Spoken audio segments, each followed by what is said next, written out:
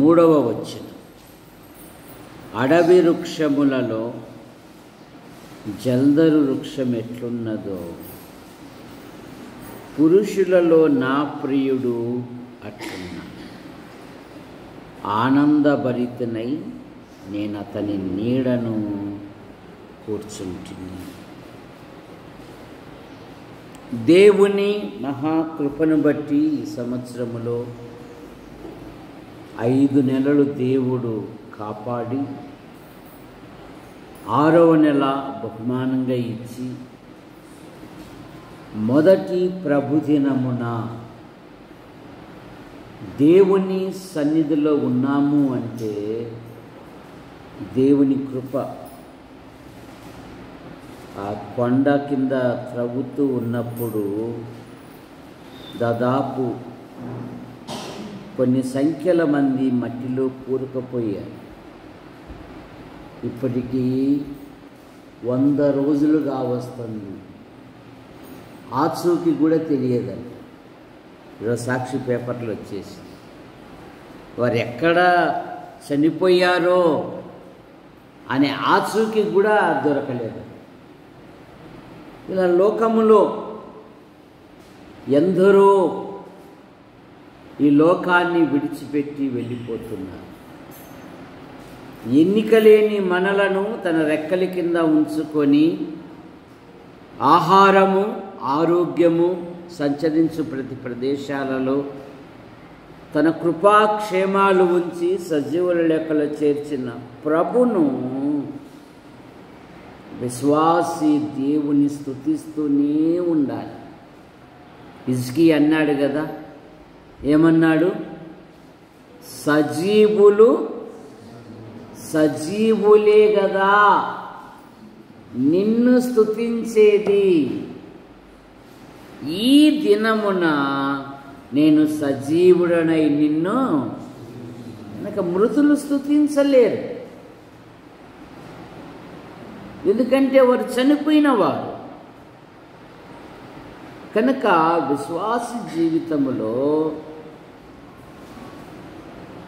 లోకములో ఉన్న విషయాలను బేరీజు వేసుకొని నీ కుటుంబంలో ఉన్న విషయాలను బేరీజ్ చేసుకుంటే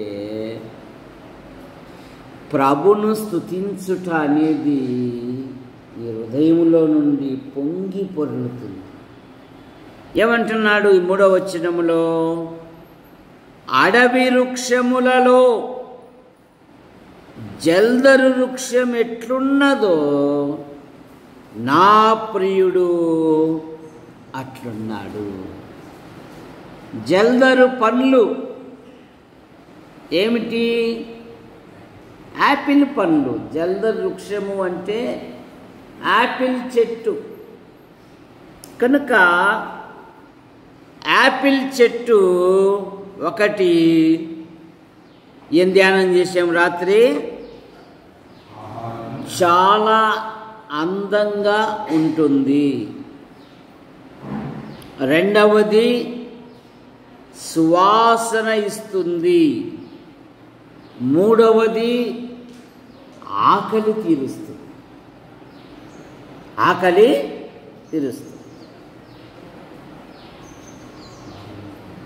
45వ కీర్తన 2వ వచనములో మన ప్రభును గురించి నీవు అతి మనోహరుడవు, నీ పెదవుల మీద దయారసము పోయబడి ఉంది. దయగలిగిన దేవుడు, క్షమించుటకు సిద్ధమైన దేవుడు, అందరూ అంతటా మారు మనసు పొందవలనని ఆయన ఇచ్చగలిగి మీ యందు దీర్ఘశాంతము గలవాడై ఉన్నాడు, దయగలిగిన వాడై ఉన్నాడు. ఆయన దయ వలనే ఈరోజు సజీవులుగా ఉన్నాం. రెండవది, యాపిల్ పండు సువాసన ఇచ్చును, పరిమళమిచ్చును. ఏశావు సొగసైన వస్త్రములు ధరించెడివాడు.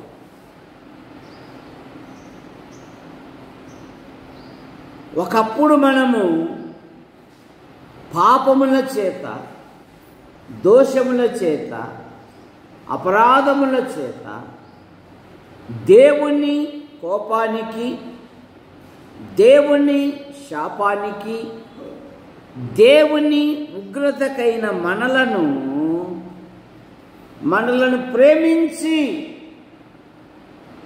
జిఆర్ ప్రకాష్ అన్న ఉన్న దినాలలో విజయవాడలో సభలలో దేవదానం ఫస్ట్ నువ్వు సాక్ష్యం చెప్పు, తర్వాత నేను వాక్యం చెప్తాను.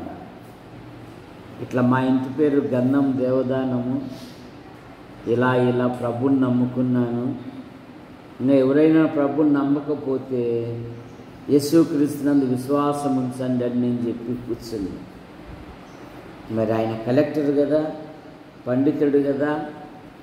ఈ గంధం ప్రభు నమ్మనప్పుడు దుర్గంధముగా ఉండేవాడు, ఇప్పుడు ప్రభు నమ్మాడు, మంచి గంధము, సువాసన గంధం అయ్యాడు అనేసరికల్లే ఆ సభలో ఉన్న వాళ్ళందరూ అలా నవ్వేశారు.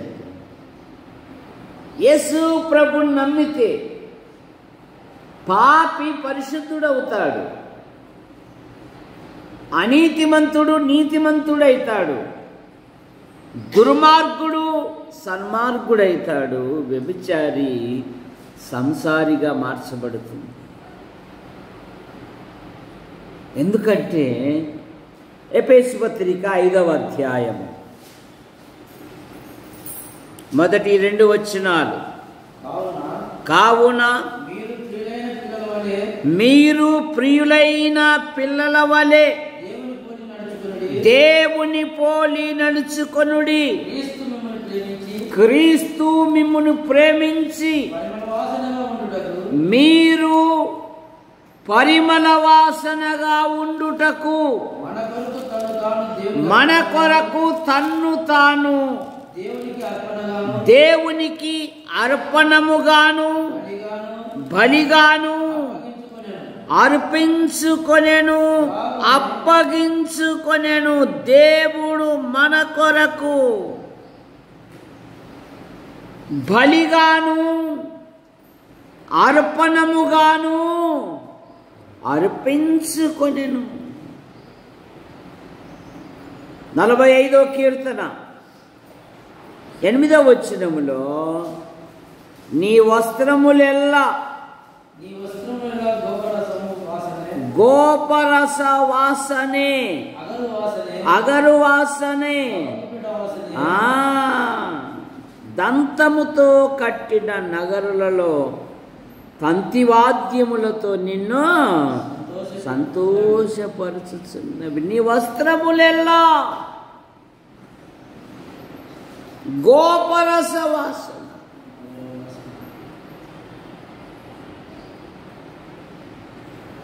ఆ రక్తస్రావం కలిగిన స్త్రీ వైద్యుల చేత ఎన్నో తిప్పలు పడింది, తనకున్నదంతా ఖర్చు చేసుకుంది, రోగం నయం కాలేదు కానీ మరింత సంకటపడింది. మరింత సంకటపడి. ఆమె యేసును గూర్చి విని ఆ సమూహం వెళితే ఆ సమూహం మధ్య దుర్వాసనే. నన్ను అందరూ అసహించుకుంటారు కదా. మా అమ్మకు క్యాన్సర్ వచ్చింది. మా ఇంట్లో ఆడపిల్లలు లేరు, అంత మగపిల్లలమే. మా అన్నగారులు ఎవరంతా వాళ్ళు ఉండారు. తిరుగుకుంటే కర్నూలు ఆసుపత్రికి తీసుకొని వెళ్ళాను. అక్కడ డాక్టర్ గారు, దేవదానం గారు, ఆమెకు కరెంటు పెట్టినప్పుడుగా బతికే శక్తి లేదు, బతకలేదని ఆమె ఉన్నట్లుండి ఈ లోకం విడిచి వెళ్ళిపోవాల్సిందేది తీసుకొని వచ్చా. అప్పుడు ఎర్రగుంటపల్లిలో సేవ చేస్తూ ఉన్నా. నేనా నా దగ్గరికి రావాకుండా వాసన వస్తుంది బిడ్డ, దూరం ఉండరా అని. ఏనమ్మా? లేదురా, నీకు తెలియదు, నువ్వు ఆ వాసన భరించలేవు. సరే,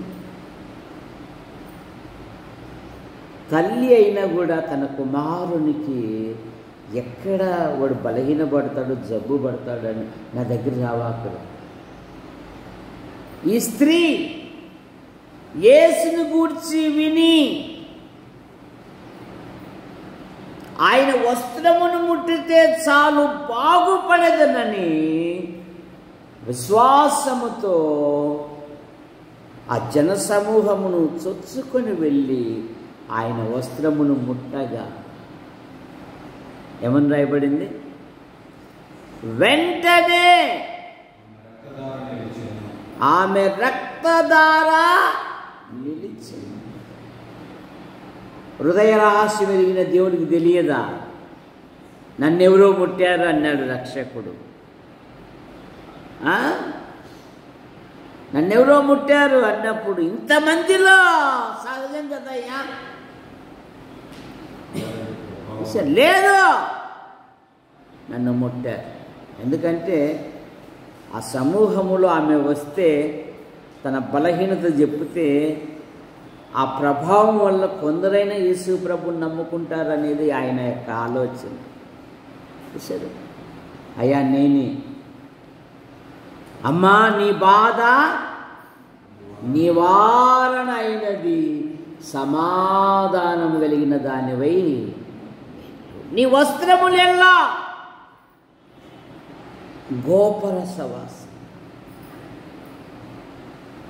క్రీస్తు మిమ్మును ప్రేమించి మీరు పరిమళ వాసనగా ఉండుటకై ఆయన మన కొరకు, మత్తయి సువార్త 20 అధ్యాయము 28వ వచనములో చదువుతాం కదా, మనుష్య కుమారుడు పరిచారము చేయించుకొనుటకు రాలేదు కానీ పరిచారము చేయుటకును అనేకులకు ప్రతిగా తన ప్రాణము ఇచ్చుటకు వచ్చాడు. ధార పోశాడండి. ఆ పాపపు కంపు మనలో ఉండకూడదు. సరే, పరిశుద్ధునిగా చేశాడు, పవిత్రునిగా చేశాడు. కానీ పవిత్రత ఉండడానికి నాడు విశ్వాసి ఇష్టపడడం లే. సరే, గొర్రె తొందరగా చచ్చిపోవాలంటే కత్తితో కూడా లేకుండా ఎక్కడ పడేయాలా? ఎక్కడ పడేయాలి? బురద గుంటలో పడేయండి, క్షణాలలో చచ్చిపోతుంది అది. మీరు దారిన రైతు గొర్రెల కాపరిని తీసుకుని పోయి దానికి ఏడని ఇంత ఇంత ఇంత కనీసం మట్టి కనపడుతుందేమో చూడండి. అదే పంది పిల్ల బురదలో వేస్తే అబ్బో ఏం ఆనందమో. పిల్లప్పుడు మాకు బాత్రూములు ఉండేటివి కాదు, అంతా జాలాడు గుంతలు. ఇక్కడ అన్నం తింటా ఉంటే వెనకల పంది ఎండకు తట్టుకోలేక ఆ గుంటలో పడి వాసన లేకపోతే చిచ్చి రే కట్టె తీసుకుని కొట్టుపోరా. చూసారా వాసన, దానికి ఆనందం. లోకములో మురికి విషయాల మీద ఇష్టపడుతున్నావు కానీ దైవిక విషయాల మీద నువ్వు ఇష్టపడడం లేదు.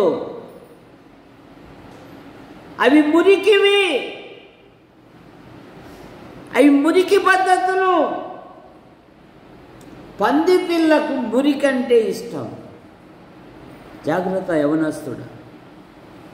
దుష్ట సహవాసము మంచి నడవడిని చెరుపును అని బైబిల్ సెలవిస్తుంది.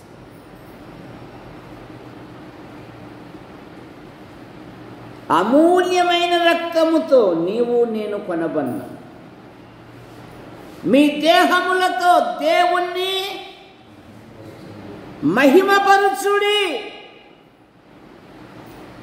మీ దేహములు దేవుని ఆలయం. నీ హృదయములో దేవునికి చోటు లేకపోతే చేయరాని కార్యములు చేయుటకు దేవుడు భ్రష్ట మనసుకు అప్పచెప్తాడు. రోమపత్రిక 1వ అధ్యాయం.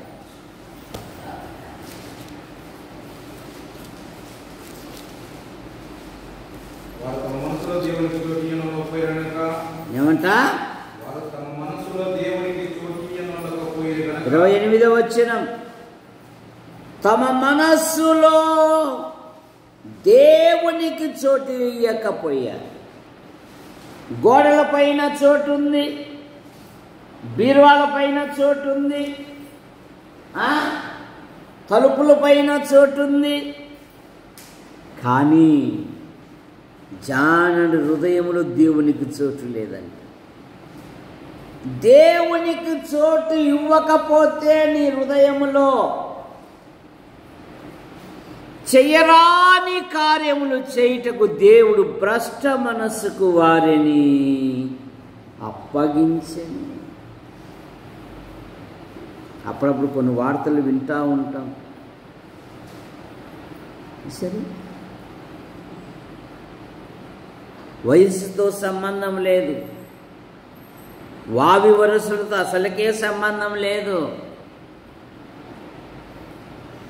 ఎందుకంటే వారు దేవునికి చోటు ఇవ్వలేదు. జాగ్రత్త.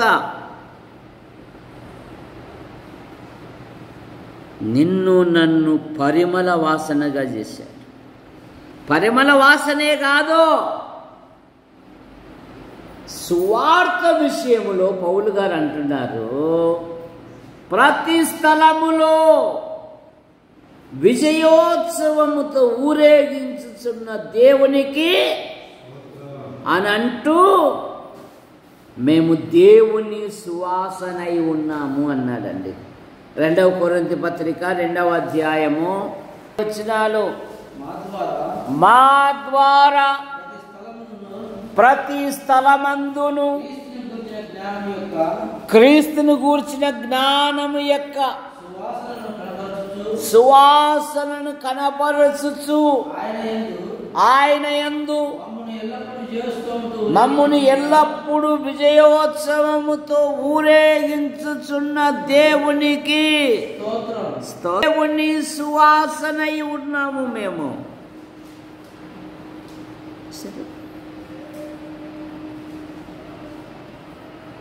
దేవుని కొరకు నిలబడాలి.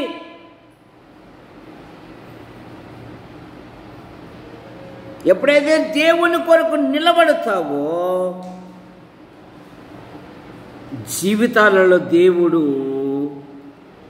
గొప్ప కార్యాలు చేస్తాడు. అందుకే పౌలు గారు ఒక తీర్మానం చేసుకున్నారు. గలతీ పత్రిక 2వ అధ్యాయం 20వ వచనం, 2వ అధ్యాయం 20వ వచనం, నేను క్రీస్తుతో కూడా సిలువ వేయబడి ఉన్నాను, నేను కాను క్రీస్తే నా యందు జీవించుచున్నాడు.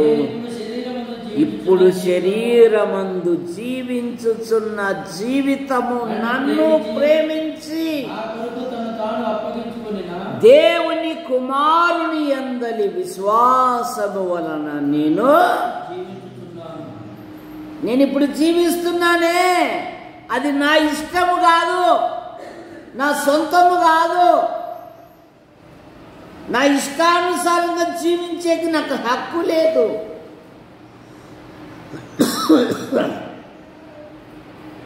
ఒక ఆయన నన్ను కొన్నాడు, నా కొరకు ప్రాణం ఇచ్చాడు.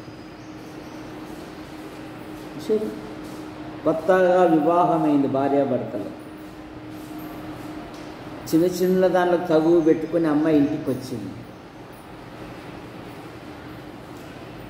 ఉన్నీలేమ్మ వాడేంతా వాళ్ళు బతికేస్తా, నేను బతికిస్తానే అంటారా? పెళ్ళి చేసామమ్మా, శ్రమ అయినా బాధ అయినా ఇంకా ఇద్దరికి చెయ్యాలా. నువ్వు అప్పుడే ఎన్నికి వచ్చావు, నిన్ను బట్టి వాళ్ళకు కూడా సరే, వాళ్ళకు కూడా అవుతాయో కావో.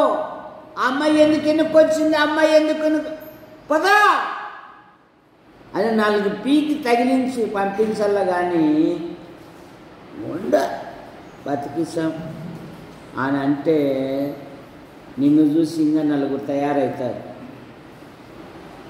సరే, నిన్ను చూసి ఇంకా 4 తయారవుతారు.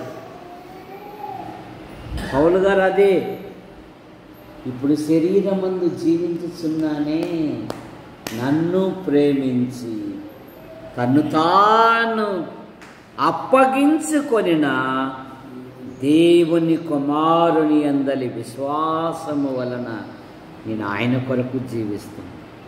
ఎన్ని శ్రమలు వచ్చినా, ఎన్ని బాధలు వచ్చినా, ఎన్ని ఇరుకులు వచ్చినా, ఎన్ని ఇబ్బందులు వచ్చినా, ఎన్ని ఆటంకాలు వచ్చినా, ఎన్ని అపవాదులు వచ్చినా నేను కాదు, ఆయన నాలో ఉన్నాడు. నేను ఆయన కొరకు జీవించి. 3వ మాట, ఆకలి తీరుస్తుంది. పరమగీతం 2వ అధ్యాయం 5వ వచనం. 2వ అధ్యాయం 5వ వచనం. ద్రాక్ష పండ్ల ప్రేమాతిశయము చేత మూర్ఛిల్లుచున్నాను, ద్రాక్ష పండ్ల అడలు పెట్టి నన్ను బలపరచుడి, జల్దరు పండ్లు నన్ను ఆదరించుడి. దివ్య, ఒక రోగి దగ్గరికి పోతావు అనుకో, పనులన్నీ తీసుకెళ్తావు అనుకో, ఆ పనుల్లో ముఖ్యమైన పనులు ఏది తీసుకెళ్తావు చెప్పమ్మా? ఆపిల్ పండు అంటాయా, తప్పట్లు కొట్టండి అయ్యా. మన పిల్లలు ఎంత చురుకుతనంగా ఉండారో, అసలు తప్పట్లో కొట్టలే మీరు. ఇనపల్లె నాకు ఇంకా గట్టి కొట్టండి. సరే, ఒక రోగి దగ్గరికి ఏం తీసుకెళ్తారు? ఆపిల్. మన ప్రభువు అయిన యేసుక్రీస్తు వారు నమ్మిన ప్రతి కుటుంబాన్ని ఆయన తృప్తిపరచు దేవుడు, ఆయన ఆదరించు దేవుడు. ప్రతి విషయములో నువ్వు ప్రభును స్తుతించాలి. ద్వితీయోపదేశకాండం 8వ అధ్యాయం 10వ వచనం. ద్వితీయోపదేశకాండం 8వ అధ్యాయము 10వ వచనం.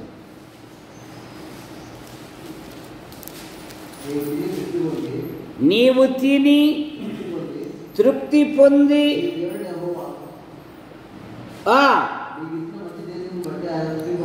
నీకిచ్చిన మంచి దేశమును బట్టి నీవు స్తుతింపవలెను. యెహోవా నీకిచ్చిన ప్రతి మేలులను బట్టి,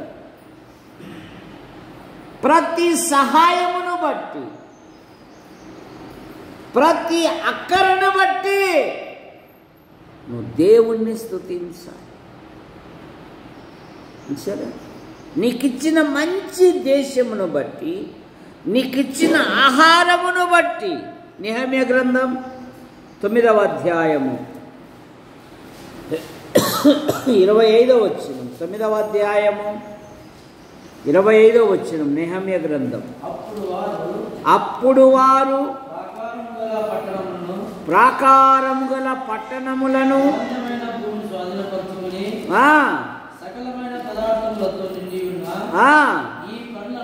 ఈ పండ్లను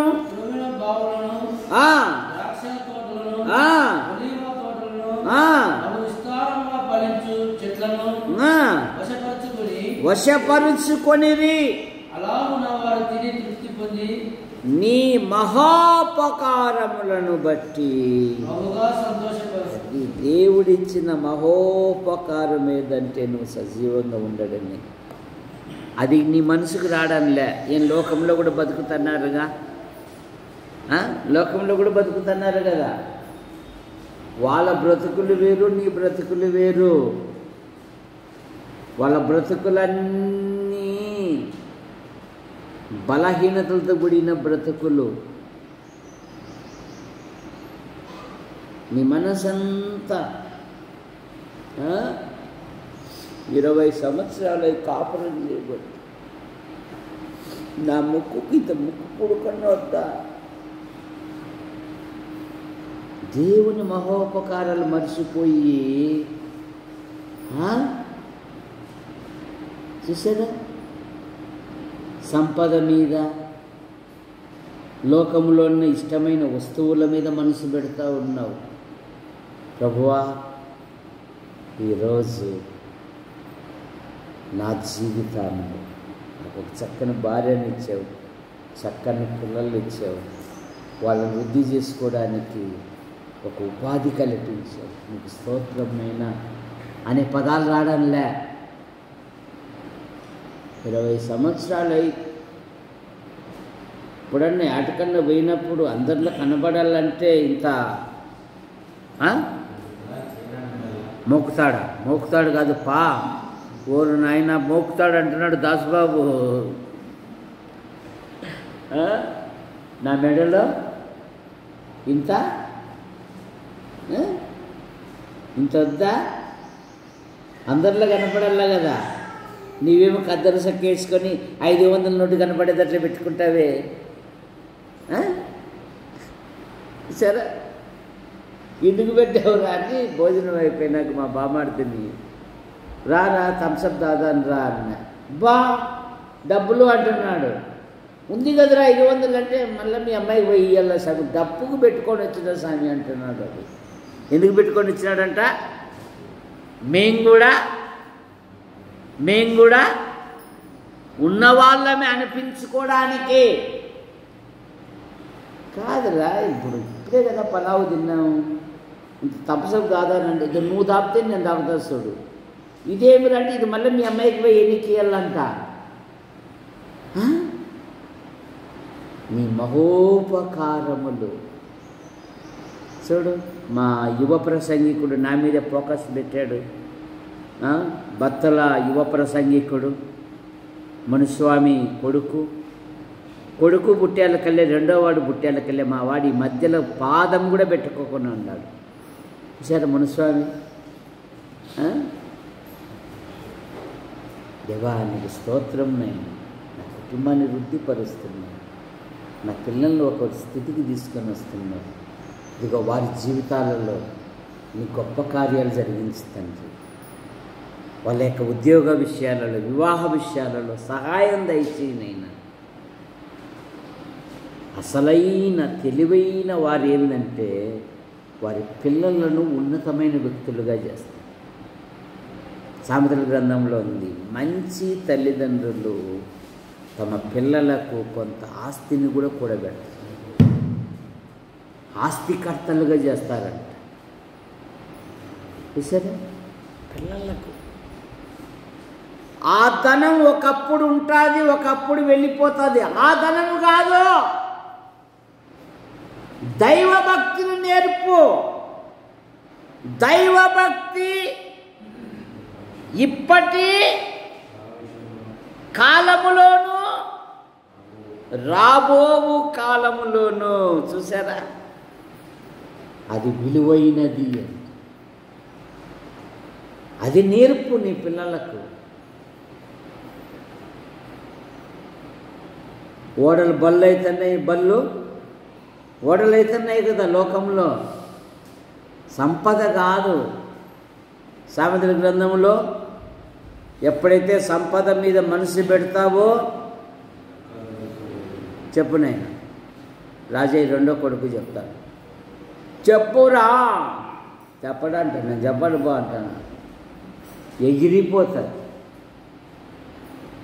అందుకే యేసుప్రభు అన్నాడు, అన్యాయపు సిరి వలన ఏ స్నేహితులు? పరలోకానికి చేర్చే స్నేహితులు, లోక స్నేహితులు కాదు. లోక స్నేహితులు ఉన్నంత వరకు నీ వెంట ఉంటారు. మన దగ్గర ఉన్నంత వరకు బాగున్నారు. నువ్వు హీరోవురా, నువ్వు రాజావురా, నువ్వు మహారాజావురా, రాజరాజ మార్తాండవురా అన్నారు. ఎప్పుడైతే డబ్బు అంతా ఊడిపోయిందో, యాడ టీ రాబడుతుందని పక్క సందుకు పోతున్నాడు వాడు. అంత మునిపేమో కాపీ అన్నాడు వాడు. సరే, అంతే. కానీ ఆత్మ సంబంధమైన సహోదరులు నీకుంటే వారు నిన్ను ఆధ్యాత్మికంగా పెంచుతారు. సరే, దైవిక విషయాలలో పెంచుతారు, దేవుని కొరకు పెంచుతారు, దేవుని పనిలో ఉపయోగపడే ఒక బలమైన వ్యక్తులుగా తయారు చేస్తారు. వారిని సంపాదించుకో. అందుకే చెప్తూ ఉంటా, నలుగురు కన్నీళ్లు గార్చే వాళ్ళను సంపాదించుకొని ధనం వలన, నలుగురు మోసేవారిని సంపాదించుకొని ధనము వలన, నలుగురు వచ్చి నీ బాధలో పంచుకునే వారిని సంపాదించు. స్వార్థం వచ్చేసింది ఇప్పుడు ప్రజలకు. ఏమొచ్చేసింది? స్వార్థం వచ్చేసింది. చిన్నప్పుడు రోళ్ళు కాడ కారం మూడుతున్నారంటే, చెప్పు రాజు, చెప్పు, నువ్వు చెప్పు, ఏమి? గిన్నె తీసుకుని రోళ్ళు కాడ వేయటోళ్ళం, అన్నం గిన్నె ఎత్తుకొని ఏమే అని, ఏందిరా ఇంట్లో సాలదురా, అమ్మే ఇది బాగా కనుక్కొని వచ్చాడు, శబ్దం కనుక్కొని వచ్చాడు వీడు కారానికి. సరే, ఇప్పుడంతా తలుపులు మూసేసి పక్కోళ్ళకు కూడా తెలుకోకుండా తింటున్నారు. ఎట్లా దీవెనలు వస్తాయి? నీ ఆహారాన్ని నీళ్ళ మీద వెయ్యి. ఎక్కడ గుర్చుకోమన్నాడు యేసు ప్రభు ధనాన్ని? ఎక్కడ గుర్చుకోమన్నాడు? పరలోకంలో గుర్చుకోమన్నాడు. నరేంద్ర మోడీ గారేమో జీరో అకౌంట్ అన్నారు. లేని వారికి కూడా జీరో అకౌంట్ అంట. మరి మన అకౌంట్లు అక్కడ ఉన్నాయా లేవా శ్వేత? ఏమో నాకు అనుమానం ఉంది అంటున్నావు. మీ అకౌంట్ తప్పకుండా ఉంటుంది. సరే, మన అకౌంట్లు అక్కడ, ఇక్కడ చిమ్మెట పడుతుంది, దొంగలు పడతారు. కరోనా కాలంలో కాయమ్మ కొత్త నోట్లు తెచ్చింది, ఖర్చు పెట్టుకోకుండా లోపల పెట్టింది. చెదలు తినేసినాయి. ఏం తిన్నాయి? చెదలు. చిమ్మెట కొట్టును అన్నాడు రక్షకుడే. పరలోకములో మన ధనం ఉండాలి. మరి అందుకు ఇక్కడ మనం ఎంత ఖర్చు పెడితే అక్కడ డబల్ ఎక్కుతుంది. యోబు సమస్తము కోల్పోయాడు దేవుని నామము కొరకు. ఏం చేశాడు? దేవుడు రెండింతలు అధికముగా ఆశీర్వదించాడు. కనుక దేవుడిచ్చే మహోపకారములను బట్టి ప్రభును స్తుతించు. ఆయన తృప్తిపరచు దేవుడు. 36వ కీర్తన 8వ వచనము. కీర్తనలు 36:8.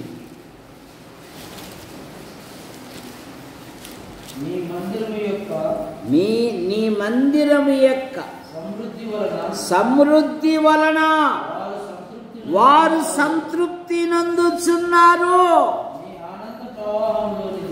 వారికి త్రాగనిచ్చుచున్నావు. నీ మందిరము యొక్క సమృద్ధి వలన వారు సంతృప్తి. ఆయన తృప్తిపరచు దేవుడు. జల్జరు పనులు అడలు పెట్టి నన్ను ఆదరించుడి, నన్ను బలపరచుడి. దేవుని వాక్యం నిన్ను బలపరుస్తుంది, నిన్ను తృప్తిపరుస్తుంది. దేవుడు నిన్ను తృప్తిపరచువాడు. 37వ కీర్తన 18, 19 వచనాలలో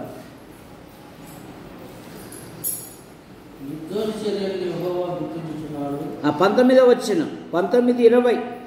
ఆపత్కాలమందు వారు సిగ్గునందరు, కరువు దినములలో పొందుదురు.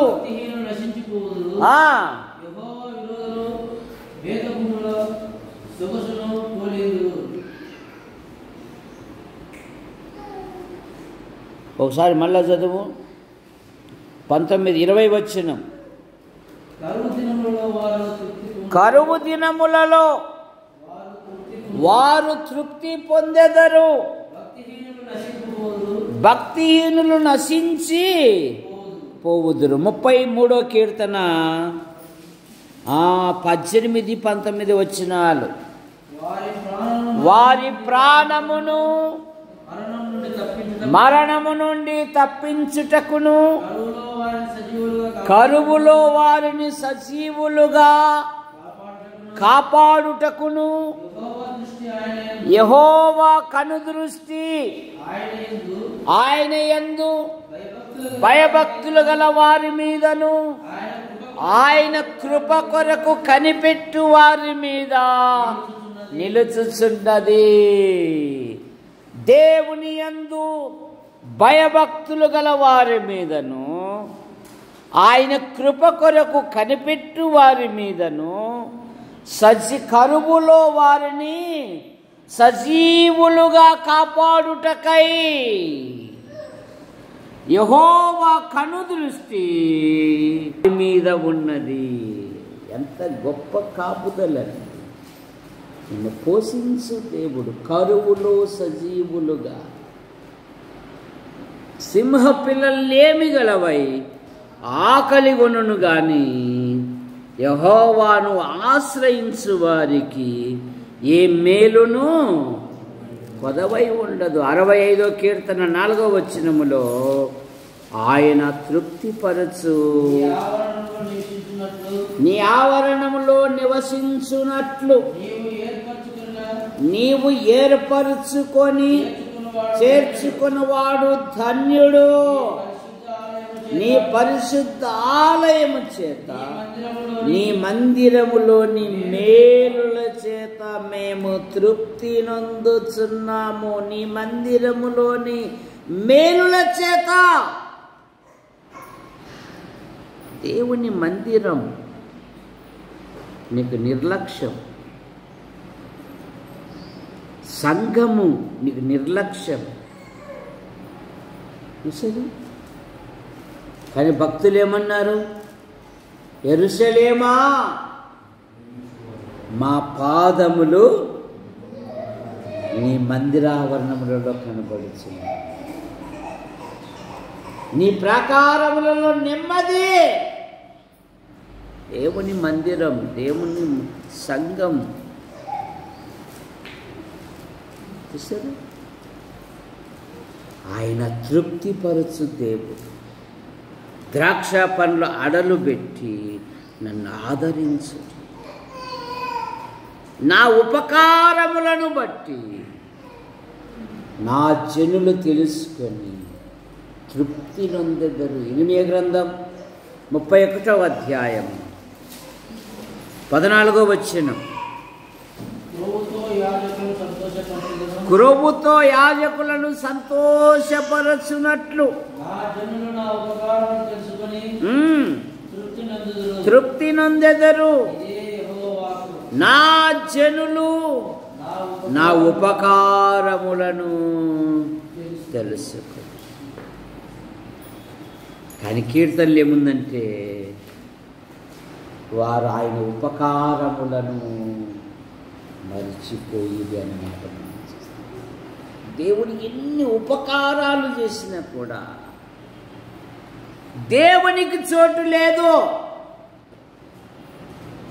దేవునికి ఇచ్చే కూడా మనసు రాదు. సరే,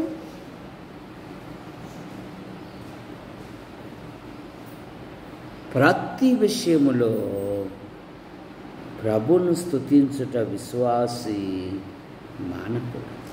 ఎందుకంటే ధనవంతులను ఉట్టి చేతులతో పంపివేసి ఆకలితో ఉన్నవారికి ఆయన ఆహారం ఇచ్చే దేవుడు అంటే. లూకా సువార్త 1వ అధ్యాయం 53వ వచనం.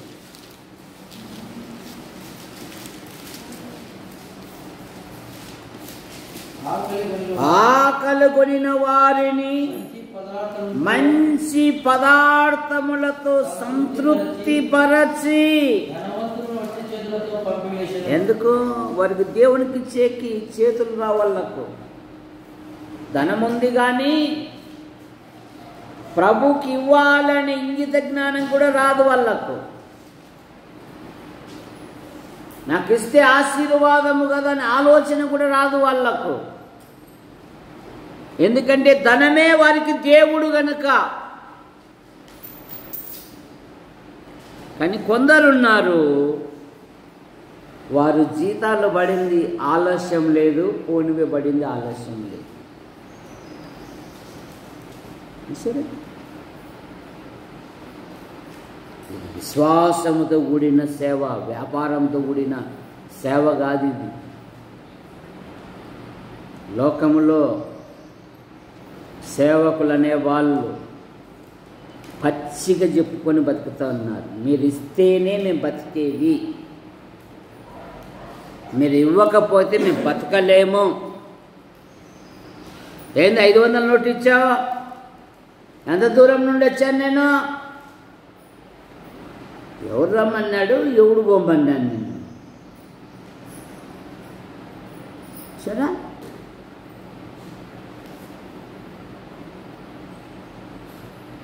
అలా ఉన్నారు లోకంలో. నీ ఆధ్యాత్మిక జీవితములో ప్రభుకి ఇచ్చుట నేర్చుకో.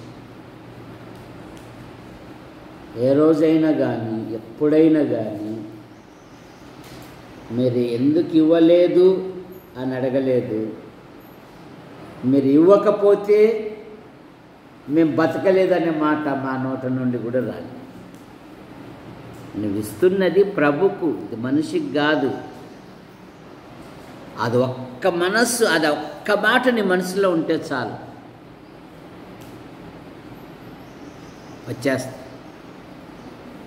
నేను ప్రభుకి ఇవ్వాలి, పరలోకంలో నా ధనం కూర్చుకోవాలి. చూసాను, మాకు ఎంత వచ్చినా కూడా మాకున్న దాంట్లో మరింత బలహీనులకు నేను పంపించేస్తాను. మా ఇంట్లో వాళ్ళు అప్పుడే అంటారు, అప్పుడే పోతుంది అటుకో శబ్దం వినిపిస్తుంది అంటుంది మా ఆవిడ. ఏం అప్పుడే చేతులు ఉండలేవుగా, ఎసై నా దాంట్లోకి అంటుంది, ఒక్కోసారి నీ దాంట్లో ఉండకోకుండా అంటారు. కుమారి వాళ్ళు మనకల్లా బలహీనులే, ఏమి లేదు, సరేలే అంటే అంతే. ఉండదు, ఆయన చేతులు ఉండవు, టప్పా టప్పా అని పోతా ఉంటాయి, శబ్దం వస్తానే ఉంది. ఎవరికి పంపించాడు సుందరి? ఎవరికి పంపించాడు అమ్మా? ఇద్దరు వచ్చారు. ఇంకా సరే, నువ్వు తినే 3 ముద్దల్లో ఒక ముద్ద దేవునికి. దేవుడు ఆశ్చర్యకరంగా పోషిస్తాడు. ఆకలి కొనిన వారిని మంచి ఆహారముతో తృప్తిపరుస్తాడు. ధనవంతులే కానీ వారికి మనసు రాదు, లోభత్వం ఎక్కువ ఉంటుంది. కొనువాడు జబ్బుది అంటాడయ్యా దాసుబాబు, కొంటానే ఉంటాడు. సరే, కొనువాడు ఎట్లా కొంటాడంట? జబ్బుది అంటానే ఉంటాడు, కొంటానే ఉంటాడు. సామెతల గ్రంథంలో ఉంది ఆ మాట. ప్రభుకి ఇవ్వడానికి నీ చేతులు రాకపోతే నిన్ను ఒట్టి చేతులతో పంపేస్తాడు. చూస్తాడు ఆయన, దీర్ఘశాంతం కలిగిన వాడు. సరే, ప్రభుకి ఇవ్వడం నేర్చుకో, ఆశ్చర్యకరంగా పోషిస్తాడు. కుటుంబంలో ఎన్ని పరిస్థితులు ఉన్నా ఆకలి గొననీయడు, చెయ్యి చాపనీయడు నీ దేవుడు. ఆయన కొరకు నిలబడు, ఆశ్చర్యకరంగా పంపిస్తాడు ఆయన. మొర్దెకై అదే కదా, ఎస్తేరుతో ఏమన్నాడు? రానివైనంత మాత్రాన ఒకవేళ నువ్వు మౌనముగా ఉన్నావనుకో, నేనైనా వీళ్ళ గతి, నేను తప్ప లేరా అని అన్నావనుకో, మొర్దెకై ఏమన్నాడు? యూదులకు సహాయము మరి ఒక దిక్కు నుండి. ఇదే నిరీక్షణ మాట. ఆయన మరొక దిక్కు నుండి పోషిస్తాడు. చూసారు, ఆశ్చర్యకరంగా నిన్ను ఆదరించే దేవుడు, నిన్ను తృప్తిపరిచే దేవుడు. ప్రార్థన చేసుకో.